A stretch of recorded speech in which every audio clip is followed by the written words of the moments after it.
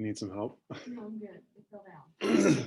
So, Yeah, I think eventually the best way for these things is, my goal with these sneeze guards, I don't know, I asked if we could somehow put the Velcro on ahead of time. But I think what we'll do is we'll have Velcro that'll just stay on the desk, so you can go from class to class and just stick it on there so it'll stay. All right. So most of 3.3 is about triangle congruence. Okay, it's about one triangle being congruent to another. Now, congruence meaning that they're identical to one another. Okay.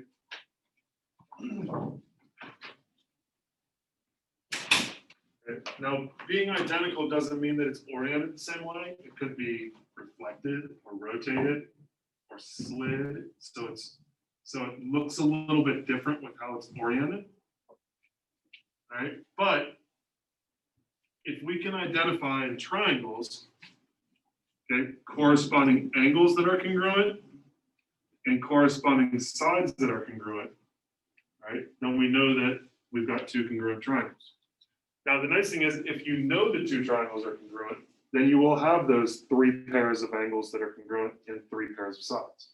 And that's what we're doing on this slide. We're just identifying those three pairs of angles and three pairs of sides.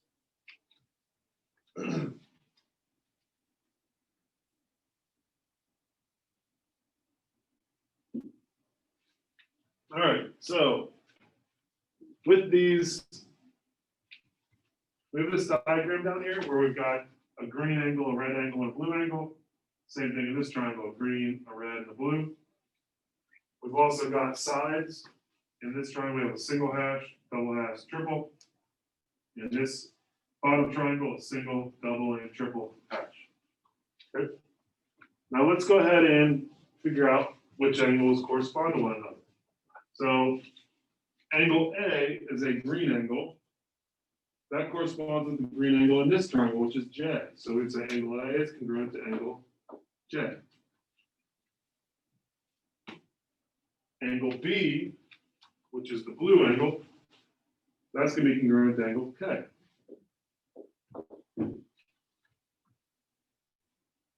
Angle C,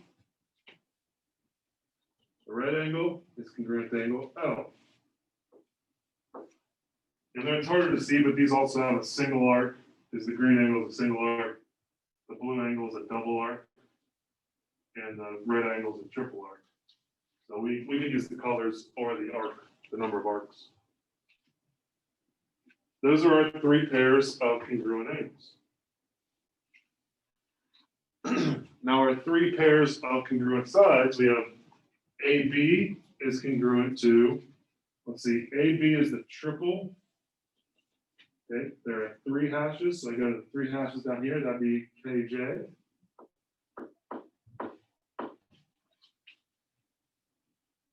Side BC, that's a single, that matches the single on the second triangle, which is KL. Now again, I could have written these as KJ, side KJ, or side JK. And the second one I could have written as side KL or side LK. It doesn't matter because segments, which is what sides are, segments can be written with either endpoint first. And our last side, AC, that's the double, that's congruent to LJ, side LJ.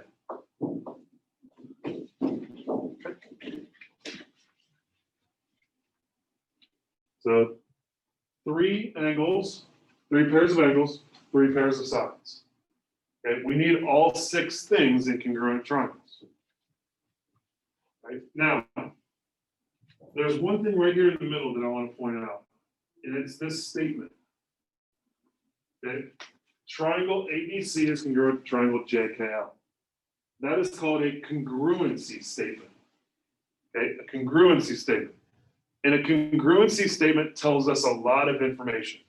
It doesn't tell us how big the angles are or how long the sides are, but it tells us which angles are congruent to one another and which sides are congruent to one another.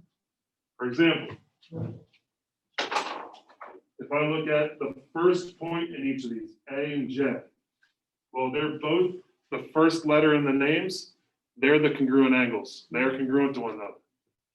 A is congruent to angle J, just like we have down here. The second letters, B and K, those are also congruent to one another. Those angles are congruent to one another. C and L are congruent to one another. Okay? This congruency statement matches up the corresponding angles, vertices, all right? But it also matches up the corresponding sides.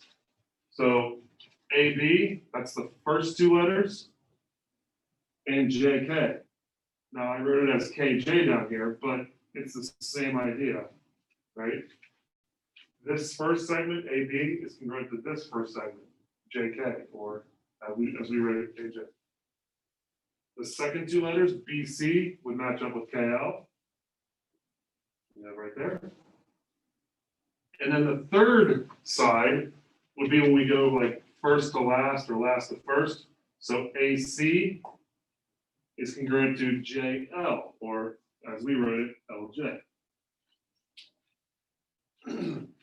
Okay. So again, that congruency statement, it tells us a lot of the information. Again, not what the specific angle measures are or what the triangle, exactly what the triangle looks like, but if they said draw two triangles that fits this description, we could do that because we could draw two triangles that look the same, and we could write the vertices in the first and the second so that it fit this congruency statement.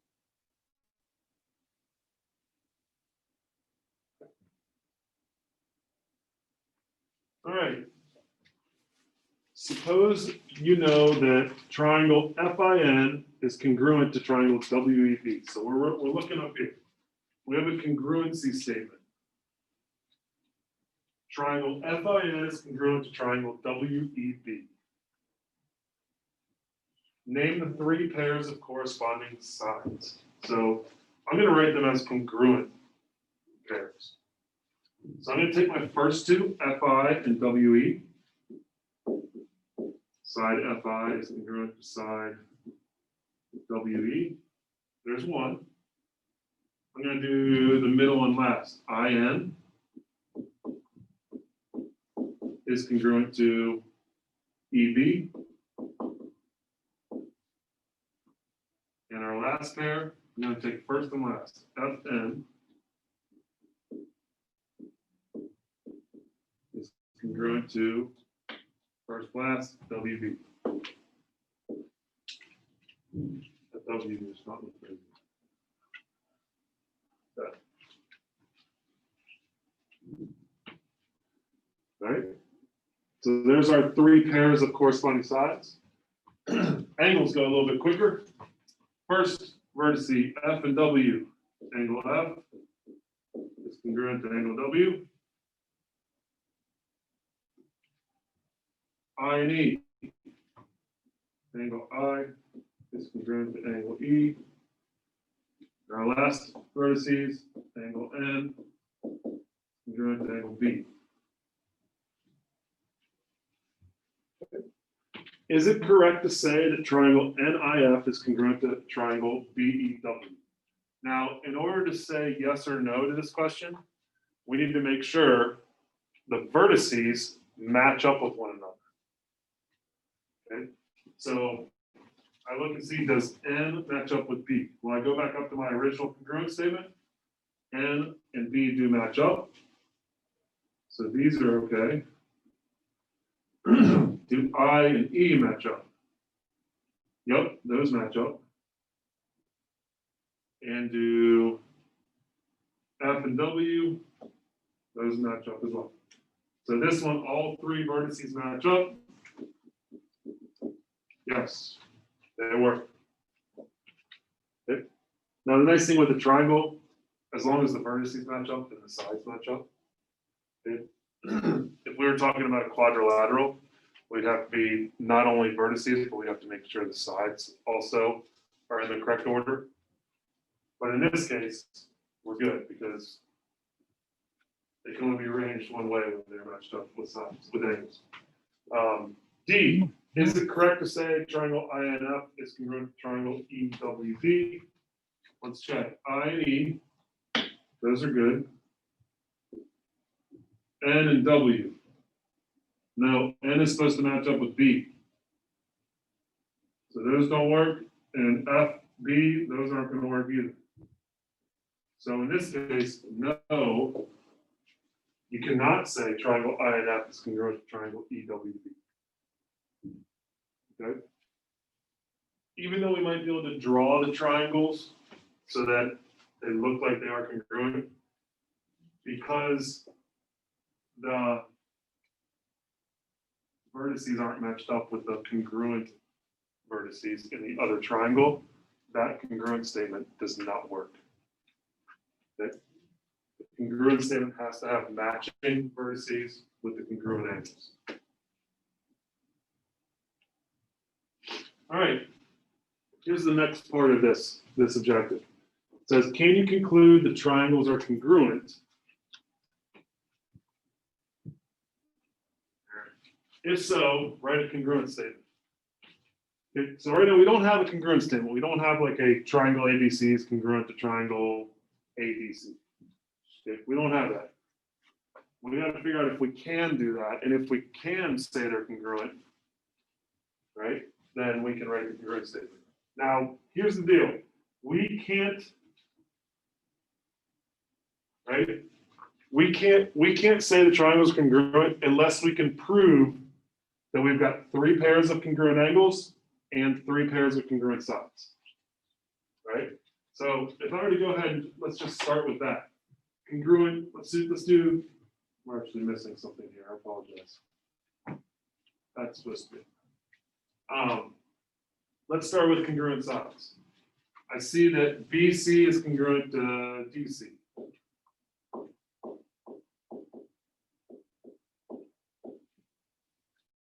I also see that AB is congruent to AD.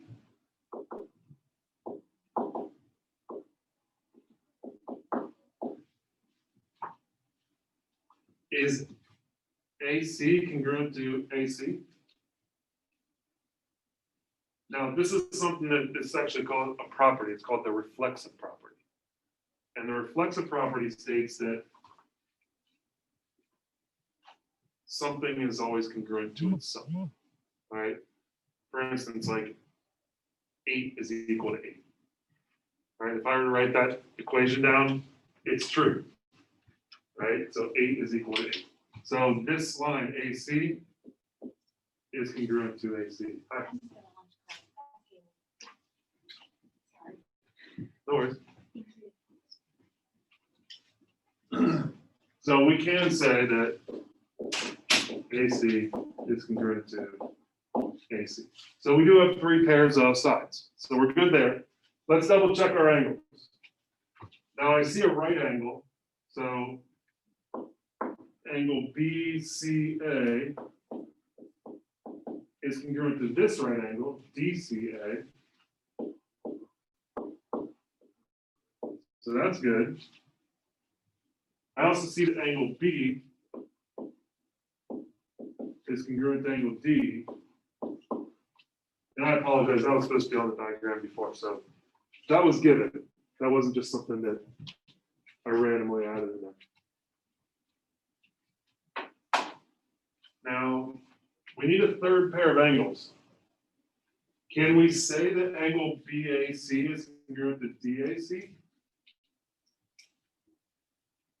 Let me add a little something else in here. Let's see if that'll help. I know that these angles are 90. I don't know for a fact, but let's say these angles here are 60. What would this angle up here be? This small angle. 30. Mm-hmm. It'd be 30. Would this one over here be 30? It would. If you know 2 angles of a triangle, then you can find the third angle because you know that interior angles have to add up to 180 degrees. So now, while the information we were originally given, okay, we did not know what this angle was, angle B and angle D. We know that they're the same. That means that these angles up here also have to be the same because they're both what's left over after you take 90 and angle B away from 180.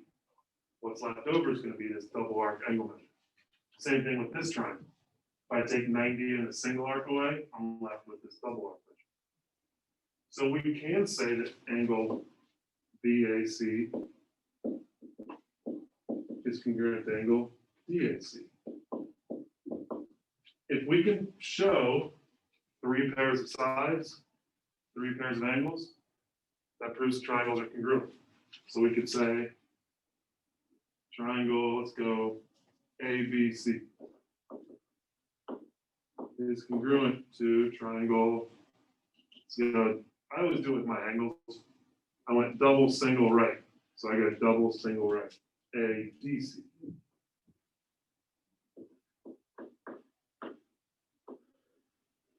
There's our congruent statement.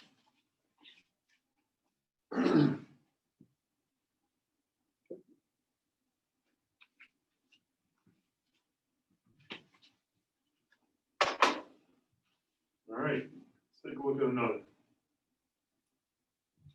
Can you conclude that the triangles are congruent? If so, write a congruent statement. All right, so now you don't have to do all of this work. I mean, this is like the long method of writing down all 3 sides, all 3 angles. If you can identify all 3 sides and all 3 angles on here, you're good. You can find it. Okay. So I'm going to look at. So there's a single. There's a double. And there's a triple. All right. So while it doesn't look congruent right now, I know that I've got 3 pairs of sides. Okay. Let's look at angles. All right, we got a single and a double. Now this is like the last triangle though. We only given 2 angles in those. Same here. If I had 180 degrees and I took away this angle measure and this angle measure, I'd be left with a specific angle measure. I don't know what it is, but it'd be, let's say it's equal to this third 3 arc angle. Well, on the triangle on the right, if I took the single and the double away, what's left is still going to be this triple. They're going to be equal. So I do have 3 sides paired up and 3 angles paired up. These are congruent, right? Now, let me show you this. This is actually, I think this always.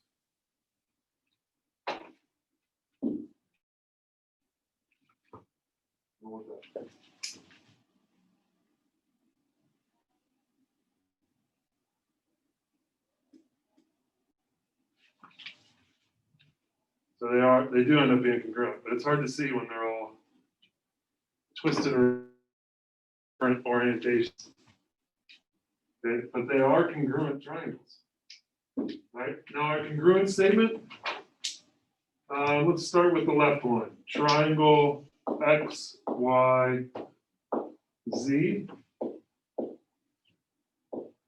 Sorry, is congruent to, put this triple back on here. X was the triple, Y is a double, Z is a single. So I gotta go triple, double, single over here as well. Triple is L, double is N, single is M. And the reason I'm doing that is because I'm matching up, I'm pairing up in my congruent statement the corresponding angles. X goes with L, triple, triple. Y goes with N, double, double. Z goes with M, single, single. Okay.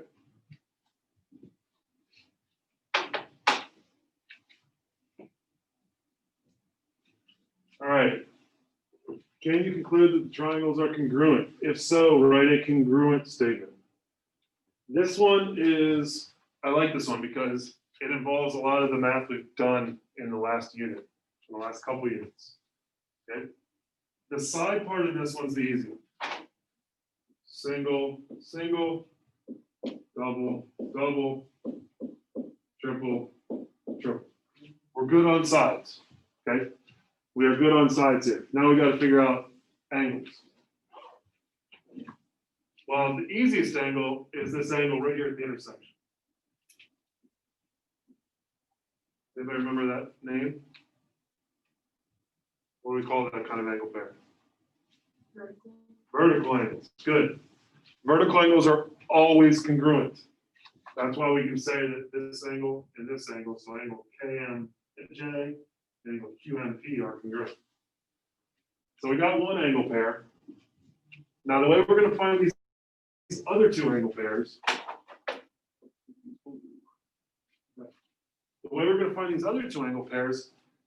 there's something else in this diagram, okay? You see these arrows? So we got a little arrow here and an arrow here.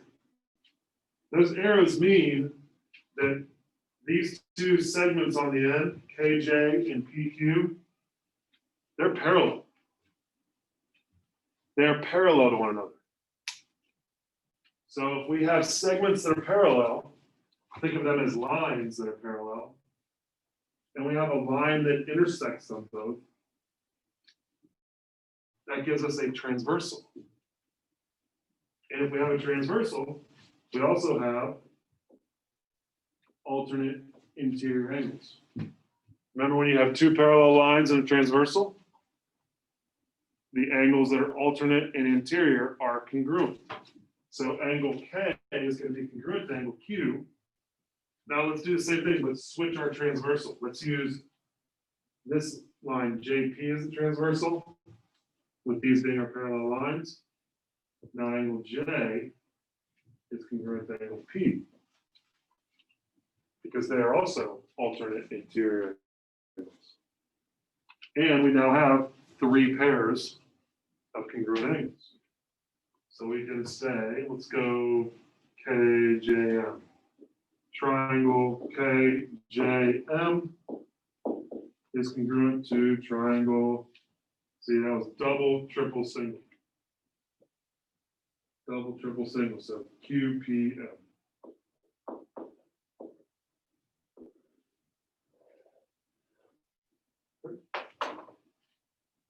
All right. That's where we're going to stop for today. There are a few more slides here, and what I'm going to do is I will finish up the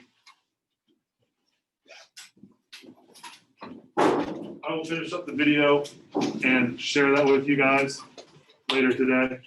So you guys will have that. And what we'll probably do on